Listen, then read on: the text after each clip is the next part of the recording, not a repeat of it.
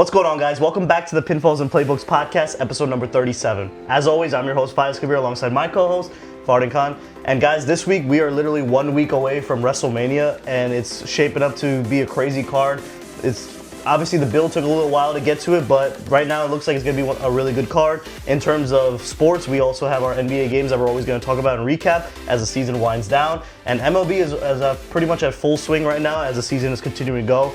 And of course, we have our sideline heel takes this week, where we're going to talk about two controversial things possibly that may affect even going into the playoffs this year in both sports. So let's get straight into this week's episode. All right, guys, first up in our wrestling recap, we're going to talk about SmackDown. And SmackDown was pretty much a bad show. Like, it's been a terrible show for the last few weeks, but there was some newsworthy show going into this, and most of it started off with the beginning of the show. So we had pretty much Randy Orton come out, do a promo, and Cody Rhodes saying that he wants to get this 15 championship, which led to Cody Rhodes ultimately coming out and trying to attack him.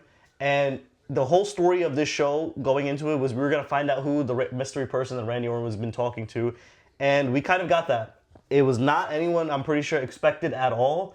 A lot of people didn't expect who it was. Nobody expected it. There was no talk about it at all anywhere. Yeah. And it ended up being a personality, a commentator, honestly. That's what he is, and that's what he's been presented as. And that is Pat McAfee. So Pat McAfee was brought in for this role. There's been a lot of talks behind the scenes about why it had to do this, due to involvement from higher up people, and that seems to be a common theme, especially going into WrestleMania season, which is messing up pretty much the flow of what this storyline could have been. Yeah, I feel like bringing him in at this point when he was nowhere to be found the last several months, pretty much this whole year, it just doesn't make sense to keep him, or not keep him, bring him into this. Especially, you could have done so many different storylines for this. Right, and it led to pretty much saying that it was obvious that he was going on this storyline where they were kind of like pretty much shooting in real life, where they were saying like, okay, I'm going to be the WWE sales. The big thing is the sale tickets for the pricing. Yeah. That played a huge factor in how WWE is not the product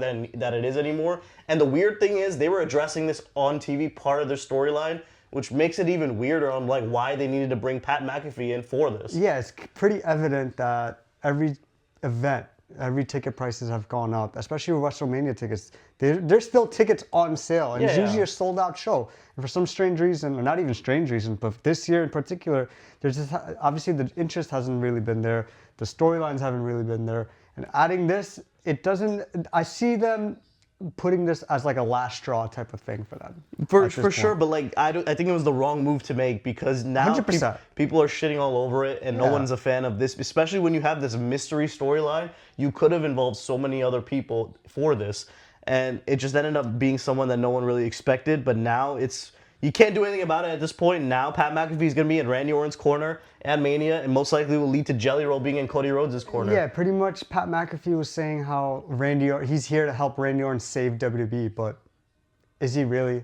Like, that's just not fair. And you know what's funny? Like, Cody Rhodes is in these main events back-to-back where the storylines have been fucked over by TKO themselves. Yeah. TKO got in, and the thing is, I hate the Cody Rhodes hate is not deserved going into these last two WrestleManias, because it's not him. There's nothing that he could have done. It was all from the higher-ups that are making him look even worse because of these storylines. Think of it this way. The John Cena storyline last year was he was trying to end WWE. Now the storyline with Randy Orton, he's trying to save WWE. Like, it's so stupid. And I feel like they're making Cody look like the scapegoat out for this, because he's going to get all the blame for it. And that's the story, too, because at the end of the day, Triple H is going to be the one that gets blamed for all of this. But that goes into the next segment, and pretty much after this, SmackDown was a pretty bad show. So we're going to run through it. Is Rhea Ripley and the feud with Jade Cargill still continuing going, where they're trying to build their match. They're trying as much as they can to build this match, but it's kind of like dead in the water at this point. They just have to have this match already at this point. Next up, we had the MFTs and the Wyatt Six. This stuff still continues. We had Tama Tonga, who faced, I believe, Bo Dallas. Uncle Howdy. Uncle Howdy, And it was for the lantern, and Uncle Howdy ended up winning, so he pretty much just gave the lantern to him, which kind of causes a little bit self-infliction in between the MFTs, which might be an interesting storyline to see coming out of Mania, because it could see Tama Tonga try to be outside of the MFTs and go into like the main card, not the main card, but the mid card title picture. Yeah, and this is like the this is another WrestleMania where Solo Sikoa is not even in it. And Right. This has been, what, his 4th WrestleMania now? Right. And then we had pretty much where, kind of a funny bit, but it's part of the tag team division where we had R-Truth and Damian Priest versus The Miz and Kit Wilson. And this still continued to stem with the storyline with Danhausen, who was playing the curse on, ended up a backstage segment where he was going to curse Kit Wilson. No, he was going to curse The Miz or Kit Wilson, one of those two, and they ended up grabbing the ref in front of him. Yeah. Yeah, and then that ultimately played a factor into the match where it was pretty funny. That was a funny show moment in the show where the ref was going to count the 3 and ended up hurting his arm.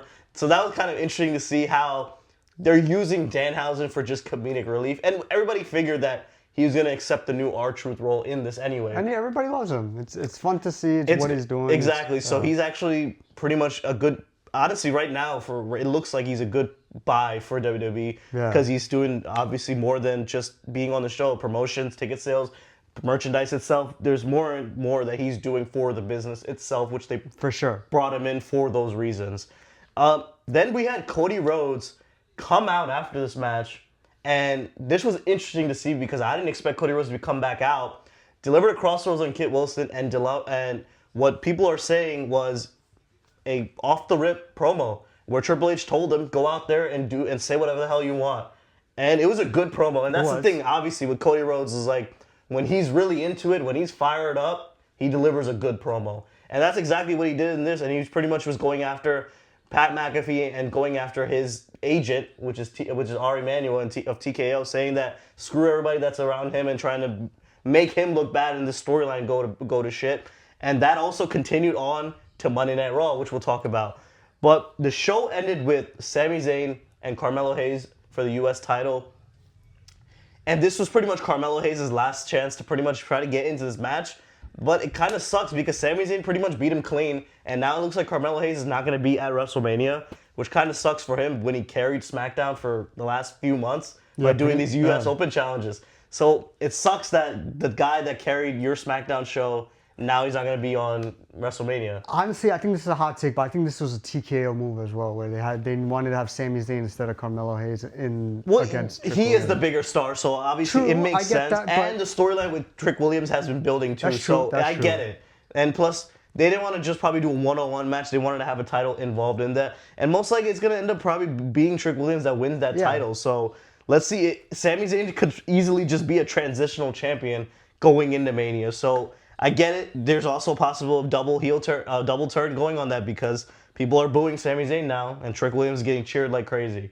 So that's what happened on SmackDown. But let's get straight into Raw, where Raw pretty much, it was a good show. Not a great show, but it started off very, very hot with CM Punk coming out and addressing the crowd and absolutely went off. Yeah, he had another typical, it's typical now. I didn't even say typical. This was probably the best promo he's done since the pipe bomb.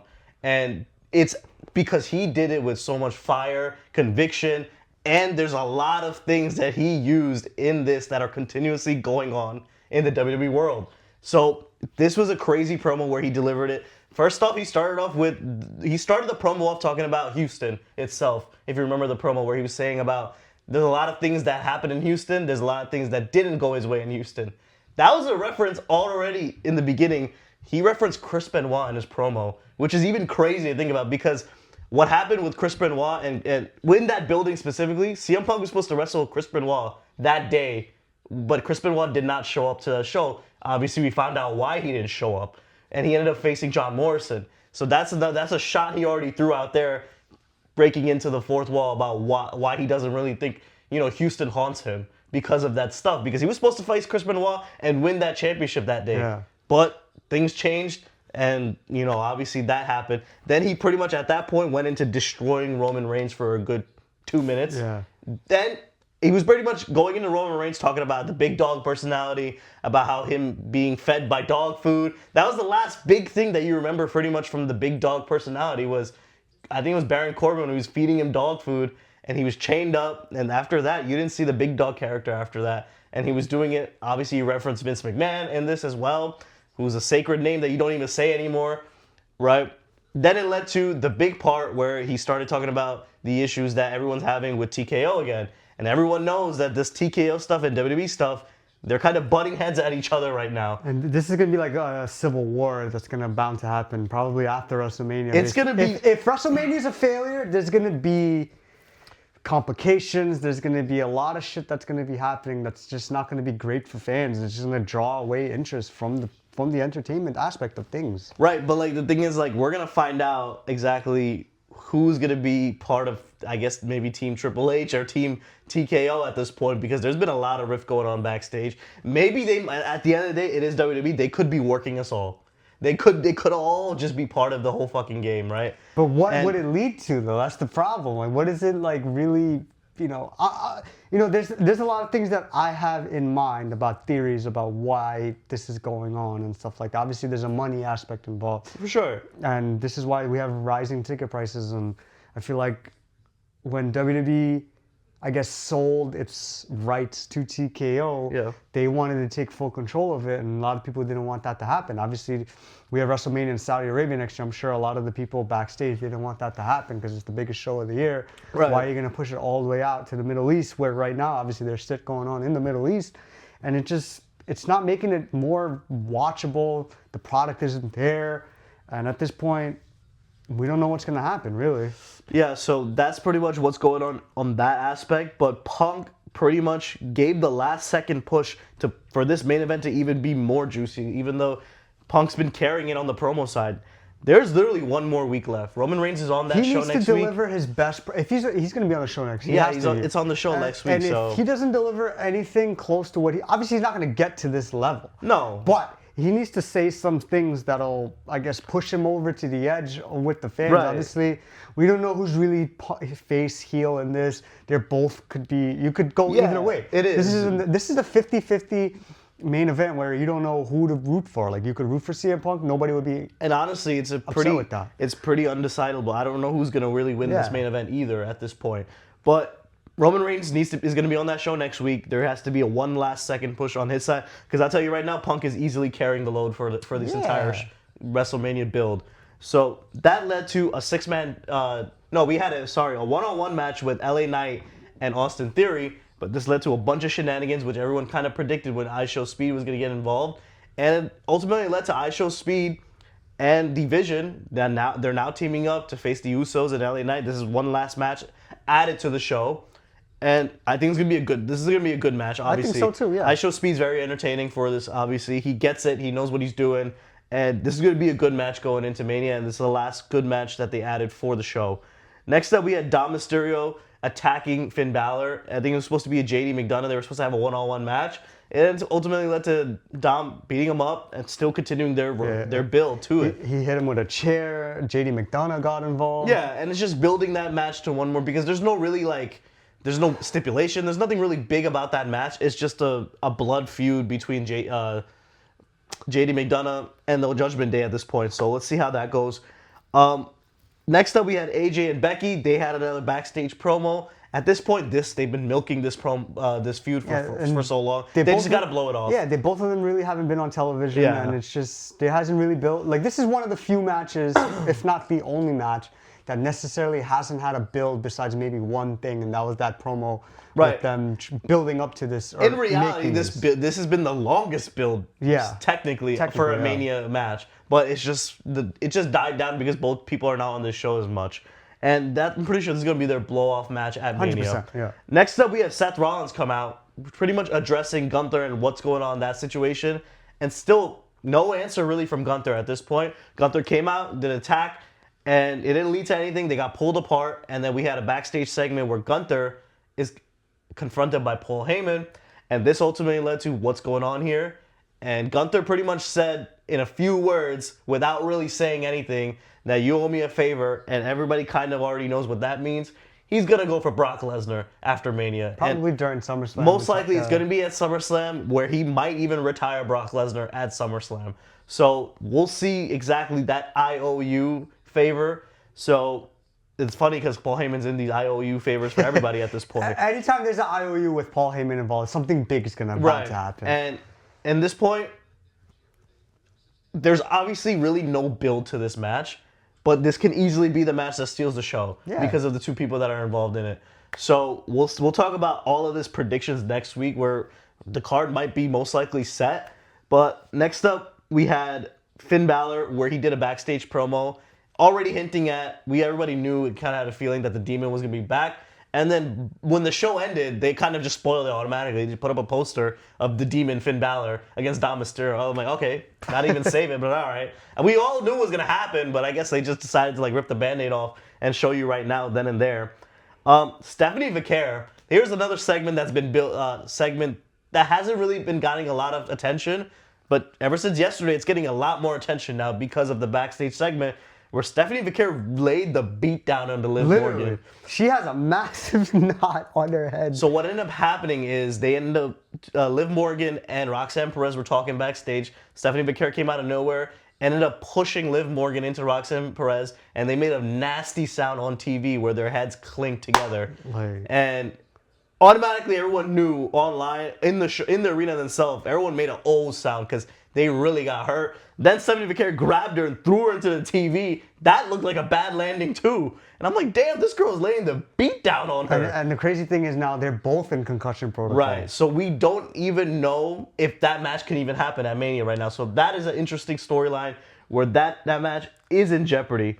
But another thing that I forgot we didn't mention was another 6-man tag that happened was Javon Evans and the Luchadors versus, I think it was Los Americanos. The America, yeah. Yeah, so what ended up happening is, obviously the baby faces won that match, and it led to Rey Mysterio coming back, and Rey Mysterio is the last person that entered himself into the ladder match. I know you said you wanted Sheamus, right? And this clearly wasn't. I'm not a fan of this move, but then again, I've always been a Rey Mysterio fan. What the fuck? I'm a fan of it. It's Rey Mysterio in a ladder match at Mania. Anything is possible. I don't care about it. Rey Mysterio is at legend status at this point. There's gonna be.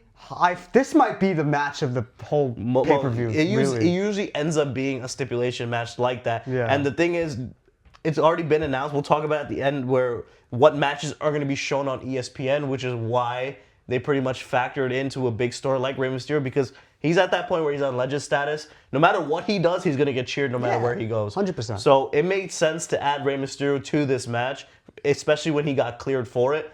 So that is that aspect. Then lastly, we had Obafemi and Brock Lesnar. In my opinion, probably the best built WrestleMania match this entire road to WrestleMania. And it only happened like 3 weeks ago. And it only happened like about a month ago. And this has been the hottest thing of the entire Mania card, in my opinion. They did this build flawlessly. Brock Lesnar, Obafemi, they pretty much are two monsters that are ready to fight each other and ready to attack. And this was going to be a contract signing. That didn't even happen. As soon as Obafemi stepped onto the ropes, Brock Lesnar went into attack mode, and it led to these guys brawling. Brock Lesnar was throwing chairs. Obafemi was not stepping down, and the show ended with these two just fighting. And it makes you think, these two guys, this is going to be a big moment for Obafemi. Brock Lesnar made it build huge as well. It still makes you think, is Brock Lesnar going to win this match, or is Oba going to win this match? Which makes it even more interesting going into Mania, because everyone likes to know a match that's not predictable, of course. And this is one of these matches where it's starting to lean towards, we don't really know who's going to win. Yeah, because the first couple of weeks, Obafemi basically asserted his dominance. And Brock Lesnar really still has it. Yeah, that's true. And I feel like maybe there's a reason behind that. Obviously, we don't know the future of Brock Lesnar when he's actually going to retire. Maybe it is at SummerSlam against Gunther. But as of right now, he's been selling this really well to, I guess, pass the torch to Obafemi, saying, here, you're going to be the next, not necessarily him, but you're going to be the next dominant force in WWE. For sure, and then it's just been perfectly curated by the WWE team, surprisingly, when every other build's been all over the place. But this one has been done perfectly because it's an easy story. It's two monsters that are ready to fight each other, and the crowd is behind both of them, honestly, and just wants them to fight. But that's pretty much most of the Raw recap and SmackDown recap going into Mania season. We have one more week left to pretty much get the crazy builds, to try to make the builds go even better. But on paper, this is a really good WrestleMania card, even though the build hasn't been compared to WrestleMania 39 and 40. But the matches itself are very good. If the product is going to be what the card really is, which I don't doubt it would be, then it has the potential to be the best WrestleMania in this decade for sure. Right, because Because nothing beats the 2024 build-up to WrestleMania. No, of that course shit was not. insane. Right. But this has the best matches of any of the cards over the last 6 years. Pretty much the match cards and who's going to be on what nights have been announced, and they're spread very evenly. Yeah. Like, they're built really good. All I know is for sure that the main events are set. The main events are set, obviously. Yeah. And it's very important what they decide to do on the first 2 matches of each show, because they're going to get all eyes on it because it's going to be live on ESPN. So that tells you right then and there, expect really big matches to start the show and both nights as well. I just hope they're not under a time constraint when they're on ESPN. Obviously, we're going to be watching on ESPN Unlimited. Right. But, when you put it on a national network, a big-time pay-per-view, it's like the UFC with the prelims, you know what I'm saying? I'm not saying this is on that level, but when you put it on ESPN, it's going to create a lot more attention and a lot more drawing of interest. And so, obviously, we think that Brock Lesnar and Obafemi might start off the show on Sunday. That's definitely going to shut the show. And then we might have a ladder match on Saturday. Like, there's a lot of shit that can happen. The ladder match is actually the same night as Obafemi. Okay, so that's Sunday. I think that's going to be... So that's why, for sure, for me, I think night 2 is going to be the crazier show. Yeah. Based off the lineup that they have and the way that they're going to build it. Product-wise, I think Saturday is a little bit better. Right, but based on like the star power, it's on night 2, obviously. Yeah. And there's a reason why. It's night 2. Yeah. Right? So we're going to talk about our predictions next week, where I think there might be one more match added to it because it's 7 matches on Saturday and it's only 6 on Sunday. So it's kind of weird. WWE doesn't really like to do odd number of matches, right? 13. It's usually be nice round number. You have 7 and 7, right? But let's see. There's a possibility of only 2 more matches probably getting added. Maybe it's like a dark horse match that people don't see coming. Obviously, when was it, like in 2018 when they did that BS Undertaker John Cena thing? Maybe something happens on the fly. We'll see. I doubt it's gonna be anything. I think they're gonna set it because you still have the storyline of Io Sky and Asuka, because Io Sky did say that she's gonna see her at Vegas. That doesn't mean it's gonna be on SmackDown. On WrestleMania. It might be on the Monday after. So we don't know if that match is gonna get added last minute. And the other one that's possibility is Tiffany Stratton and Julia for the United States. That's the only championship that's not getting defended. Yeah. Right? And weird thing that I found out, and I didn't realize till today, the 2 women champions last year are both technically not on this Mania card right now, which was Io Sky and Tiffany Stratton. They both are coming in to this year with not even being on the card, which never happened before. So that's very interesting to see. But next week we're going to go into our predictions, and we're going to talk about exactly who we think is going to come out on top and who's going to carry WWE into the end of this year. Because we'll find out, and we always do when WrestleMania ends and starts. But that sums up our WWE recap for this week. All right, guys, now it's time for our sports recap for this week. And first up is our NBA, where we talk about our 2 favorite games. And Farhan, I'll let you go first. Yeah, so the first game I want to talk about is the Spurs and the Nuggets. And this is a battle of mongrels, basically. You have Nikola Jokic for the Nuggets and Victor Wembanyama for the Spurs. And they both played like the best big men in the league. Yeah. And it was fun to watch because we see like star guards, star forwards going out against each other. We never seen like a center matchup like this in years. And this was... The last one I can think of was Nikola and Embiid, when Embiid was healthy. Yeah, that's true. And they both played like MVP-like candidates. Yeah. They both scored 30-plus points. I believe they combined for 74 points, 26 rebounds. And they were the stars of the show, stars of the game for this matchup. And this was potentially game of the year, in my opinion. This went to overtime.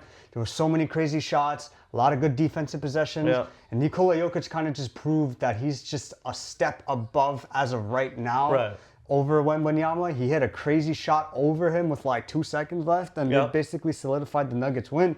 And this also, in my opinion, I think this pushes Nikola Jokic to potentially get his 4th MVP. And this is a crazy matchup because we know that Nikola Jokic is the best center in the league. Yeah. Victor Probably Wembanyama, the best player in the league. That's true, but in my opinion, Victor Wembanyama is the more complete center. He has the both defensive and offensive presence.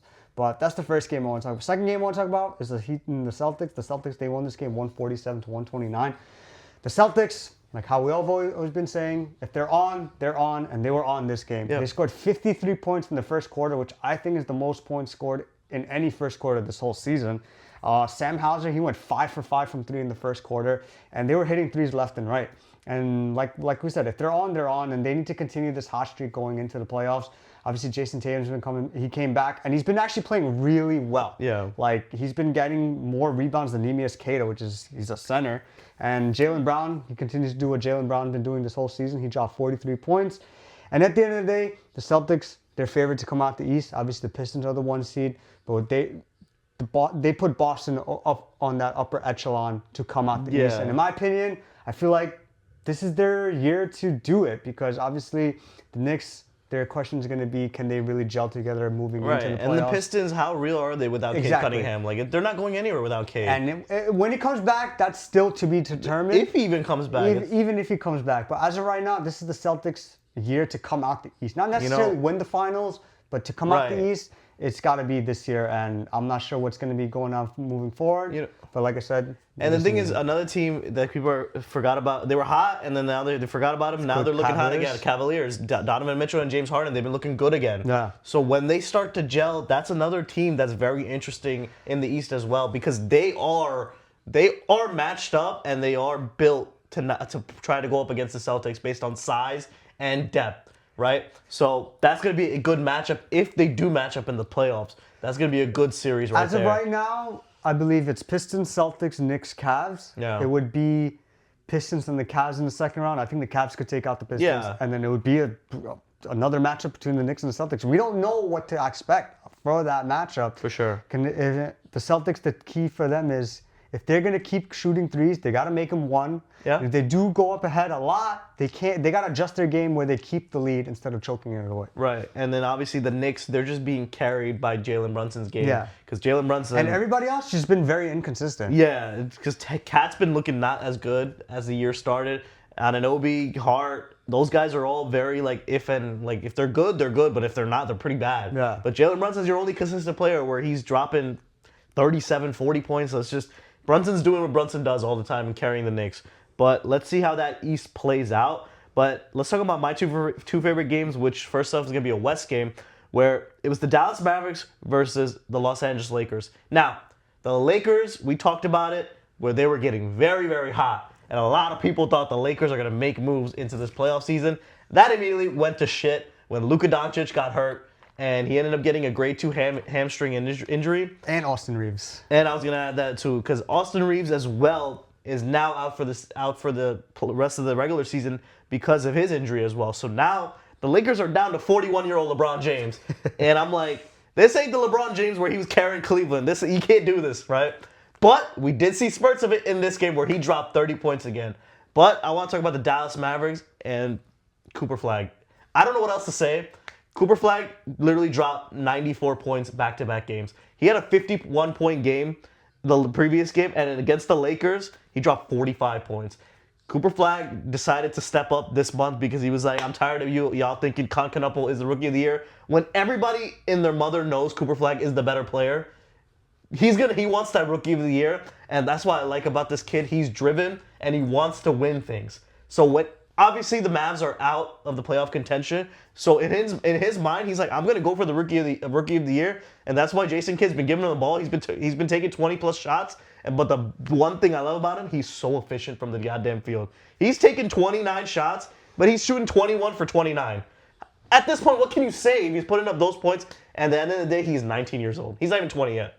So he's gonna be like one of those another Jason Tatum. It's like he's still 19 years old. That's what I'm saying. Like, Cooper Flag is going to be one of these better players for a long time if he keeps playing like this, and I don't see why not. The Dallas Mavericks, luckily, are probably going to be in the lottery pick again this year. And with the draft class like this, and if we get lucky again in the lottery, I don't see why we can't pick up another big star. They need a shooting guard to complement. So what a lot of people have possibilities for a perfect fit, and I think it is a perfect fit, is with Kyrie Irving obviously winding down, you bring in Darius Acuff Jr. Jesus Christ, under Kyrie Irving to learn from?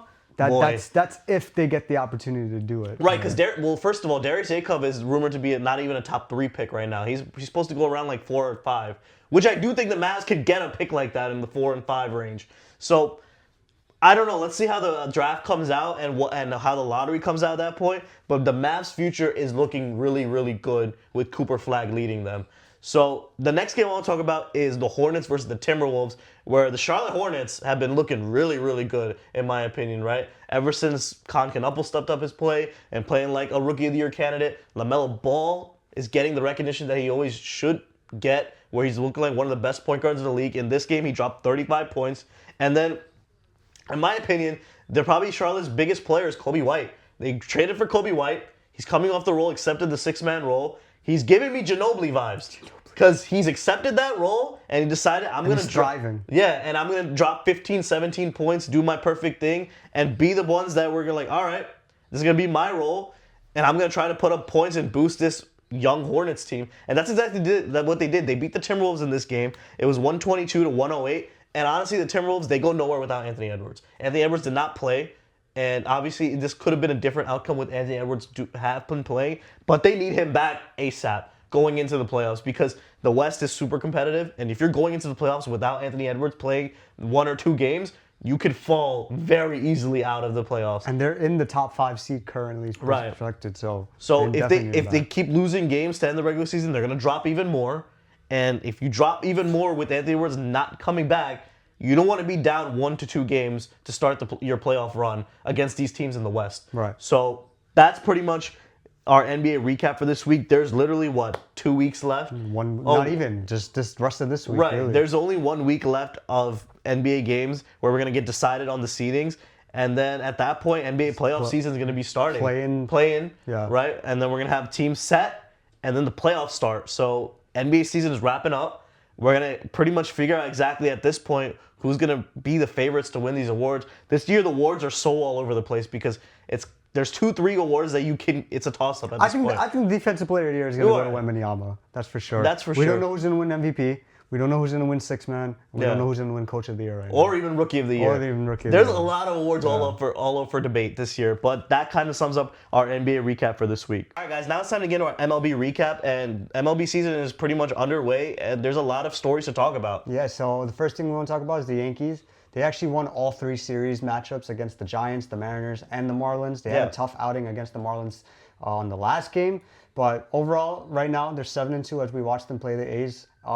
Aaron Judge, he hasn't really played well to start the season, but he always does this throughout his career where he struggles early and just picks it up later on. But he's starting to get into a rhythm now. And Giancarlo Stanton, on the other hand, he's been playing really well to begin the season. Who would have saw that coming? Bro, he needs to get tested, honestly. He was stealing bags. He was running. Like, we haven't seen this from Giancarlo Stanton in years. You know what I don't understand? He looks like it hurts for him to walk. So how is he stealing stuff, which I don't get? I don't know, but this is crazy to see. But right now, we're 7-2. As of right now, they're losing to the A's, but there's room to grow from that. The Mets, they look shaky early on, but they started to pick up. And what's crazy is Juan Soto, he actually got hurt, and he's on the IL. Yeah. And the Mets have been playing better without him, which is crazy to think because has he been the problem this all along? We don't know. But at the end of the day, he's still Juan Soto, and when he comes back, I'm sure the Mets still figure out the game plan, be good for the team, and ultimately, he could probably win MVP if he plays really well, depending on how many games he does miss.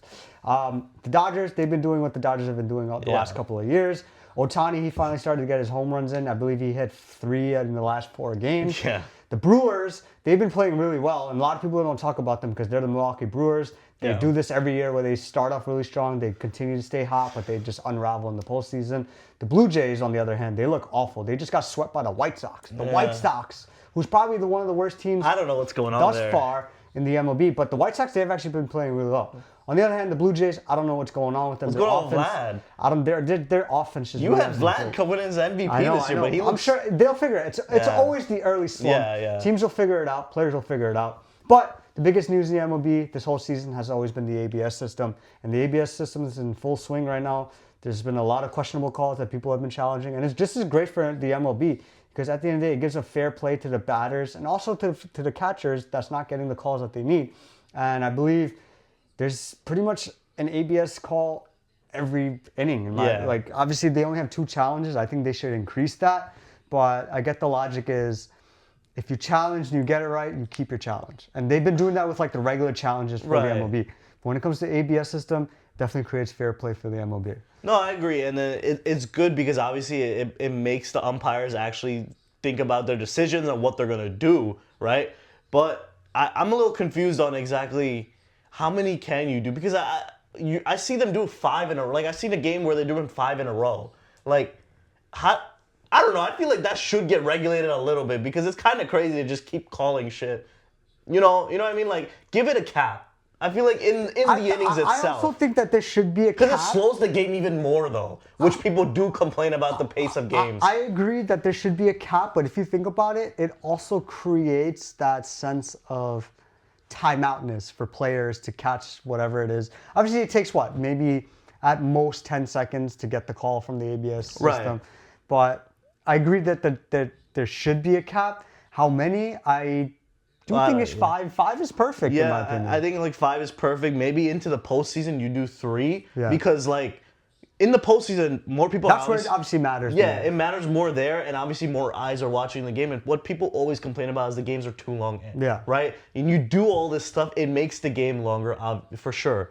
So I'm pretty sure as the season goes out, as MLB's testing this out first year, obviously they'll figure out what the best way is to do going forward, Right. because it's gonna get some changes. 100%. Because that's how it usually happens when you incorporate any new rule. Yeah. It starts off weird, some people like it, and then you end up getting something where most people are accustomed to it. So we'll talk about that. And in general, the MLB season as storylines continue to go, teams start to get back into shape and pretty much get into playoff. I mean, not playoff, but playing form at this point. Right. But that kind of sums up our MLB recap this week. All right, guys, now it's time for our sideline heel takes this week. And for this week, we both are talking about sports in general. And well, mine is going to be more NBA specific, but we'll let Farn talk about just what's going on in sports and media in general. Yeah, so over the years, I guess the growing nature of the sports media business definitely has went down a hill. Right. And in my opinion, my sideline heel take for this week is that sports media is worse than it's ever been. And I feel like nowadays we live in an age where a lot of people, they do things to get attention. Right. And they create falsifying narratives to make sports more unwatchable, and sports like entertainment things, whether that's on ESPN, on Fox, it makes it more unwatchable because we hear things come out of people's mouths. It's just like, yo, why would you say that? You know what I mean? And there's just too many hot takes nowadays, and a lot of people, they don't really analyze the game than they once did. You know, I grew up watching SportsCenter in the early 2000s, and it was fun to watch because we saw the deep analysis of various sports: baseball, football, basketball, hockey, the 4 major sports here in the United States. And at the end of the day, nowadays we live in an age where most sports outlets, they use money to keep these big names, and I get it. You know, it draws attention to the viewership of that program, and when you constantly give these opportunities to people that not necessarily don't know what they talk about, but doing it just to get the attention, it just doesn't make sense for fans, and it just creates things that's unwatchable.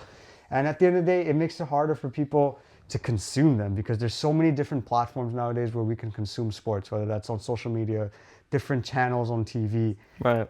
You're just getting it from various platforms. It's just I don't want to keep saying unwatchable. It's just unfair to us to consume things at the end of the day.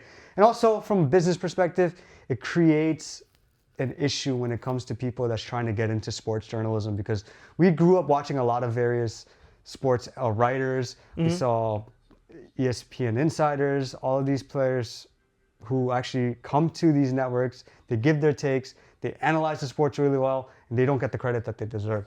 So at the end of the day, my sideline heel take, it's like I said, it's just sports media has just been worse than it's ever been. Yeah, and obviously it's not going to get any better because of social media pretty much, and there's so much content that's out there as well, because you have multiple outlets where a lot of people don't even need to be on TV to pretty much create a show and a channel for themselves. Yeah, like you can just tweet out something and it just gets viewership. And for example, we've seen a lot of people, for example, where it's people like Shannon Sharp, who's a prime example, where he was on TV, but in reality, he's probably even making more money and doing much better by not being on TV, by having his own platform on his even YouTube channel. There's pros and cons to doing things your own way and being on networks, but at the end of the day, when you obviously we live in a social media age, we live in a technology age, we're gonna get these content somehow, some way. Yeah, and in general, sports media itself hasn't been the same analytical way that it's been growing up, but that's because it's just due to the nature of the world not currently, where you want to